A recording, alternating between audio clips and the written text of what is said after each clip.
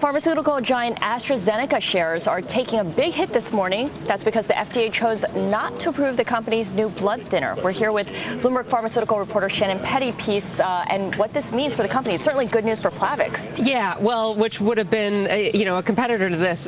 AstraZeneca really needed this one to come through, and the FDA has asked for some more data. It's going to take some more time for them. So it's not and so that leaves some uncertainty. No, the FDA basically said we need some more data on this drug.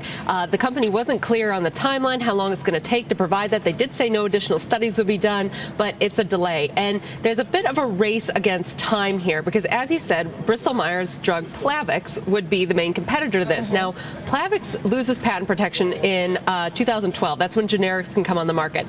Now, it's going to be more difficult for AstraZeneca to compete with Plavix once it's generic. Once you have these cheaper versions, patients, payers, doctors, are going to want to give the cheaper alternative, even though there are benefits here sometimes. So AstraZeneca needed, the sooner the better to get this one on the market was very important for them. And the company, like so many drug makers, is facing the loss of patent protection on a lot of their own products. They actually face generic competition to 7 of their top-selling products between now and 2014. So they're in a real bind here, and they needed this one to come through, and it didn't. So that's what's really driving the shares down this morning. That's been the theme for all these pharmaceutical companies, losing that patent protection.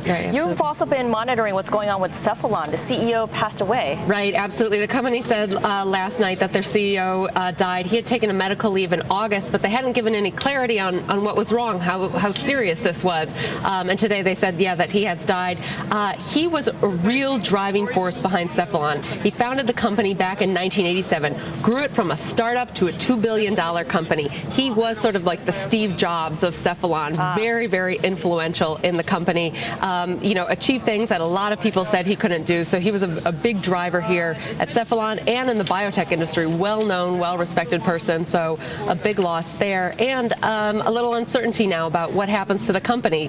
The COO has been leading the company since he took leave in August. But the company said it's a little too soon to talk about a CEO search and who's going to be a successor. So for now, it's just sort of wait and see there. All right, some unfortunate developments for Cephalon and AstraZeneca. All right, thank you so much, Shannon Pettypiece.